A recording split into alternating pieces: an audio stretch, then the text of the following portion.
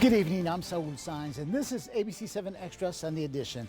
I want to thank you for spending your Sunday evening with us as you prepare for the start of your work week. Yeah, if you've ever wondered why you don't see videos from police body cameras, that's because El Paso police have very few cameras, a little more than 30 body cameras actually. According to a Bureau of Justice Statistics report, 80% of large law enforcement agencies in the nation have body-worn cameras. Now, you're watching body camera video from an officer involved in a hostage situation in Doña Ana County. One of the deputies turned off his camera. That action was questioned by the district attorney's office, and according to that same Bureau of Justice report, the main reason those agencies have body cameras is to improve officer safety, increase evidence quality, reduce civilian complaints, and reduce agency liability. In short, transparency. The El Paso County Sheriff's Office, the Doña Ana County Sheriff's Office, and Las Cruces Police have body cameras for their officers and deputies. Right now, the El Paso Police Force is made up of more than 1,000 officers, but only a small portion of that police force wear body cameras. That is about to change. You're watching body camera footage of a recent officer-involved shooting in New Mexico. This is New Mexico police officer Darian Jarrett's final moments before he was shot to death last year. He walks up to the suspect's truck before that suspect shoots and kills Jarrett. New Mexico State Police. The reason for the stop is your window tint's a little too dark. And this is body cam video of a Las Cruces police officer crashing his police unit before confronting a shooter. The LCPD officer jumps onto the hood of his car and fires at the suspect. Police body cameras have become the norm in big and small cities, but as of March 2022, El Paso Police, with a force of more than 1,000 officers, has only 34 body cameras. 17 of those are used by the DWI task force. The rest are for the crisis intervention team. Having a DVRC program can help promote public trust. It helps promote and enhance public safety. It improves the transparency between officer and citizen interactions, and it provides accountability. A police spokesman told City Council Tuesday the police department is about to equip its officers with 700 body cameras. The body cameras, well, as an example there, we want them too. But it's an expensive project, and the city leadership right now, if you really want that and for transparency for the police department to have, then commit to that. Commit to that. Funding for the cameras is pending a Texas state grant and city council approval later this month. If the department chooses to lease the cameras, it would be at a cost of $1.5 million for the first year, $11.5 million over 5 years, with $4.3 million coming from the city's general fund. The rest would have to come from grants. One of the most expensive part of the project includes storage, training, and other equipment. A big driving force in getting body cameras for El Paso Police is District 7 City Representative Henry Rivera. Also joining us is LULAC National Parliamentarian Ray Mancera. Just 2 years ago, LULAC gathered in front of the El Paso County Courthouse demanding body cameras for police officers. And representing law enforcement, we have El Paso County Sheriff's Patrol Commander Ryan Urrutia. Sheriff's deputies have used body cameras for about 6 years now. Full disclosure, I did invite El Paso Chief Greg Allen, but I was told by his spokesman, Sergeant Kiki Carrillo, Chief Allen was not available. Gentlemen, I want to thank you for sharing your Sunday evening with us. And I'm going to start with you, Representative Rivera. You are the biggest proponent for body cameras, and you are a former El Paso police officer. How do we get to this point where we're about to get possibly 700 cameras for El Paso Police?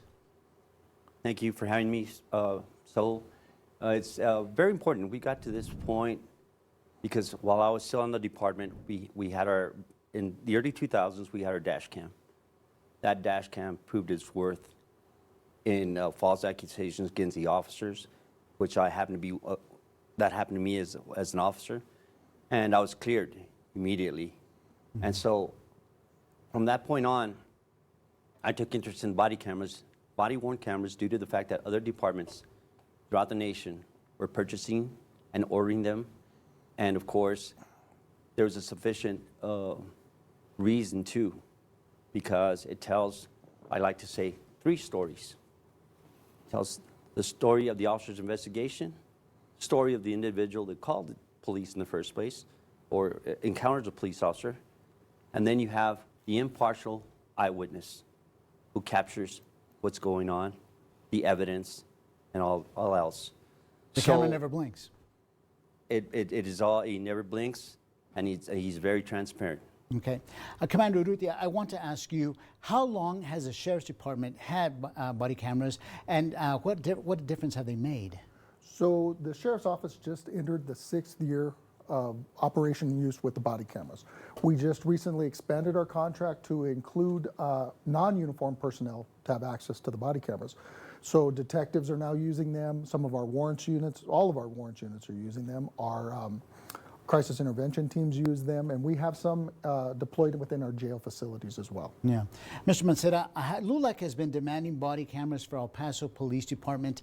What have you been told up to this moment? Because it's been, I mean, this is 2022, and right now El Paso Police only have 34, I believe, 34 body cameras. What have you been told thus far? Well, so you know that even though I am in El Paso, I do have the privilege of attending national board meetings. And the comments at the national level, the calls that we get from Illinois, from Arkansas, from California are so vast that I do know that in El Paso it has not been a problem like in Chicago. But we don't want those problems to flourish so much that now we are behind the 8 ball. So I'm happy that El Paso now has taken the initiative to go ahead and fund a very important equipment for the officers. But Saul, always remember that we should have done this a long time ago. There's many ways of slicing at looking at this issue, but no question about it. There are 3 versions, like Representative Rivera mentioned, and on the question of the cameras, like I said, like I shared with City Council, it's unbiased. It doesn't favor one or the other. It is what it is. Okay, gentlemen, we're going to take a really quick break. You're watching ABC-7 Extra Sunday Edition. When we come back, I'll ask my guests if body camera policy will be written to determine when an officer can turn his camera off during an incident. This is ABC-7 Extra Sunday Edition, where news comes first. They were just 4 guys from Jersey until they sang their first note and changed the sound of rock and roll forever. Sherry, baby. Jersey Boys, the Tony Award-winning true life musical phenomenon that takes you behind the music and inside the story of Frankie Valli and the 4 Seasons. Tickets on sale now at elpasolive.com. ABC-7 at 6 is your home for in-depth reporting and complete coverage of breaking news. ABC-7 at 6 is the Borderlands' top-rated local newscast. In fact, ABC-7 has all 3 of the Borderlands' most-watched local newscasts. At ABC-7, news comes first. ABC-7 issues first alerts to let you know about important changes in the weather. Strong gusts once we head into Wednesday, and that's the big reason for the first alert. Always tracking, first to alert. You can see the dust already starting to pick up. Our Storm Track weather team has been warning of these winds for days. Look at the damage and destruction done here. You can see this pole completely snapped in half. El Paso electric crews behind me are continuing to work. Count on the ABC-7 Storm Track weather team to keep your family safe. The Borderland is strongest when we support each other. That's what Borderland Local Links is all about. Connect with your favorite restaurants, check out activities your family can enjoy, preview upcoming sports and entertainment events. It's all right at your fingertips. Just go to kvia.com and click on Local Links right there at the top of the page, or scan the QR code on the screen with your phone. Borderland Local Links, supporting local business, connecting you to things that make life better. Borderland Local Links is here to support local business. Scan the QR code on the screen to find out details about locally owned companies and make a connection with things that make life better. Welcome back to ABC-7 Extra Sunday Edition. I told you at the start of the program that Doña Ana County Sheriff's Office also has body cameras. That department recently came under fire when one of their deputies turned off his camera during an incident. ABC-7's Dylan McKim reports for Sunday Extra. In a letter written to Doña County Sheriff Kim Stewart, the County District Attorney Gerald Byers said he had concerns that the deputy had taken off his body camera right before he was involved in a shooting with a hostage suspect. Now, the letter does go on to say the DA believes the shooting was justified, but Sheriff Stewart believes that the action of taking the body camera off was justified as well. In September 2021, Doña County deputies were involved in a shootout during a hostage situation. The county district attorney has said in a letter to Sheriff Kim Stewart that the shooting was justified, but he did bring to her attention that one of her deputies had taken off his body camera right before the shooting. A body camera law passed by the state in 2020 says an officer cannot deactivate a body camera until the end of a law enforcement encounter. The motivation for his letter is questionable. I don't frankly understand it. ABC-7 spoke to Sheriff Stewart about the letter, and she defends her deputy's actions. She brought gear along to explain what happened that day. Sheriff Stewart says her deputy was wearing his everyday tactical wear. That's what she's wearing in this video. She says this can defend against small firearms. It was on this vest that Sheriff Stewart says his body camera was attached to. That camera is the little black box on the side. But at the hostage situation, Sheriff Stewart said the suspect had a rifle and her deputy had to put on heavier armor to protect himself. What he did in his haste, he did this and he pulled this off. He put this down in his car, left it, and he put on this vest. Sheriff Stewart said time was of the essence and added it's not very easy to transfer the camera to a new vest. She says the deputy was acting fast and could understand if he forgot to put the camera on his new vest, especially since she says body cameras are new to the department. It is something to get used to. It's just like a new piece of equipment on your belt. In that same letter, the DA says they will not be taking any action against the deputy who did not have his body camera on his vest at the time of the shooting. It's also important to note there was a sergeant also at the scene who had a body camera on and was rolling the full time. Reporting at the Doña County Sheriff's Office for New Mexico Mobile Newsroom, Dylan McKim, ABC-7. I also want to welcome back to ABC-7 Extra Precinct 7 City Representative Henry Rivera. Mr. Rivera was instrumental in getting body cameras for El Paso Police Department. Also joining us is Ray Mancera, LULAC's national parliamentarian, and El Paso County Sheriff's Patrol Commander Ryan Urrutia. I did invite El Paso Chief Greg Allen, but I was told by his spokesman, Sergeant Kiki Carrillo, Chief Allen was not available. Deputy Urrutia, you are actually wearing a body camera right now. If you can just point to it because it gets lost in everything that you have on. Show us, point to your body camera, please. So I'm wearing a body camera right here. It's right here in the middle of my chest so it can get a full range of view if it needs to be activated. And is it recording right now? It is. Okay, I'm going to submit my request for that video later. We'll look forward to it. I do want to ask you, what is the Sheriff's Department policy regarding when to turn on and off a body camera, especially during an incident? So our policy is to turn on your body camera during interactions with the public and investigations. Now, if somebody comes up and asks you for directions, you're not going to activate that body camera. But if you respond to a call for service, such as a family violence call, somebody who's been the victim of a theft, that body camera is activated through the duration of that investigation. Okay, and in no point in time, or I guess I should ask you, during that investigation, during that incident, can a sheriff's deputy turn it off if he or she wishes to? No. It mirrors the state law, so we have to keep them on during the duration of an investigation, and once that officer has removed himself from the investigation, cleared the call, then he deactivates the camera. Representative Rivera, well, unfortunately, we do not have El Paso Police representative here to tell us about what the policy will be. But to your knowledge, what will future policy be for police officers turning on and off their camera during an incident? I can probably tell you that the policy in place, since those 34 cameras have been deployed, there is a policy in place, and then they strengthened it further by mirroring their policy under the House Bill 929 from Carl Sherman, where the officers are instructed not to turn off their cameras while encountering a situation. However, can El Paso Police write its own policy mirroring that policy that you just mentioned? Yes, sir, I believe they did. Okay. Now, Mr. Mancera, well, let's talk about LULAC. Does LULAC have an opinion when body cameras should be turned on or off?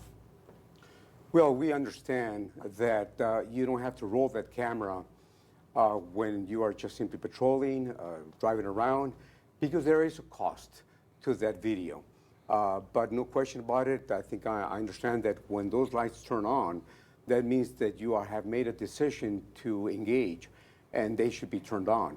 The question is that when you are not engaged and you are, that you deliberately, on your own, make a decision to turn it off, we are very concerned about that decision. Yeah. Mr. Urrutia, Mr. Mancera just mentioned, or Commander Urrutia, Mr. Mancera just mentioned a very important point, the cost. The biggest cost is not the body camera itself, right?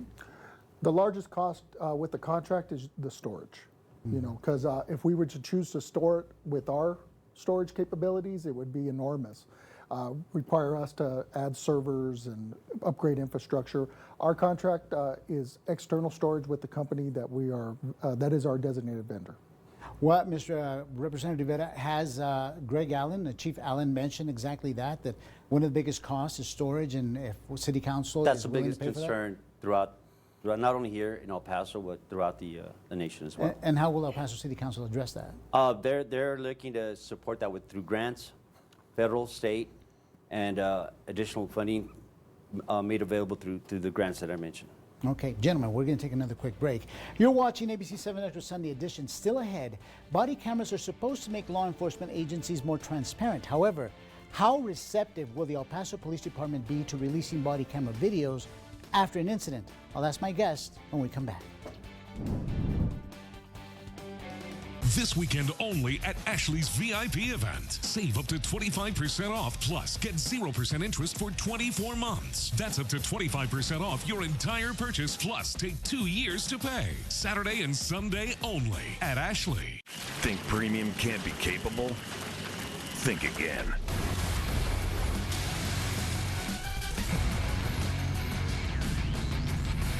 The GMC Sierra AT4. Premium and capable. That's professional grade from GMC. Get 0% financing on GMC Sierra Limited Crew Cab models. Plus, current eligible GMC owners get an additional $750 purchase allowance.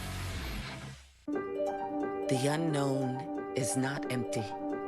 It's a storm that crashes and consumes, replacing thought with worry. But one thing can calm uncertainty. An answer, uncovered through exploration, teamwork, and innovation. An answer that leads to even more answers. Mayo Clinic, you know where to go. When you need the latest news, turn to the ABC-7 Alert Center. We have complete team coverage of these 2 deadly shootings, with new details breaking minute by minute. I did see a handgun lying in the parking lot. The ABC-7 Alert Center has real-time updates. ABC-7 photographer Jerry Nahida captured the moment a man was taken into custody to keep you informed and your family safe. I kind of like turned my head to the left, and then that's when I saw somebody laying on the floor. Only on ABC-7, where news comes first. This weekend only at Ashley's VIP event. Save up to 25% off, plus get 0% interest for 24 months. That's up to 25% off your entire purchase, plus take 2 years to pay. Saturday and Sunday only at Ashley. I want to welcome back for this third segment of ABC-7 Extra Precinct 7 City Representative Henry Rivera. Mr. Rivera was instrumental in getting body cameras for the El Paso Police Department. Also joining us is Ray Mancera with LULAC. We're also joined by El Paso County Sheriff's Patrol Commander Ryan Urrutia. Representative Rivera, will City Council have a say-so how body cam video will be released to the public, and what should that policy be? Yes, sir. It'll be under the open records request. They will be available to sign up and ask for the request form and sign up for the event itself. What they will need to have is the date of the event, the time of the event, and they should be able to get their information that they request.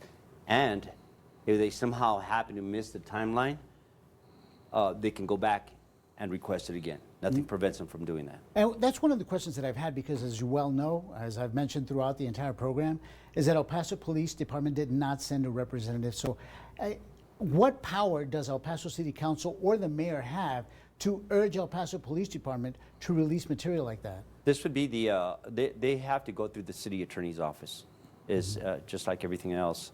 All open records requests are sent to the city attorney's office. That they will be part of that as well. Mr. Mancera, is LULAC concerned about the timeliness of release of videos or any I guess documents for that matter? But now, obviously, moving forward, the release of body camera videos, is LULAC concerned about the timeliness of that?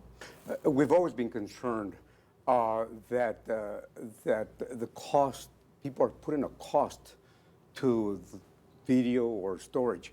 But ask a mother how she felt when their child was shot. Ask them about the cost. They won't listen to you. Yet people will not be concerned about it until it happens to them, until their nephew, their cousin, somebody happens.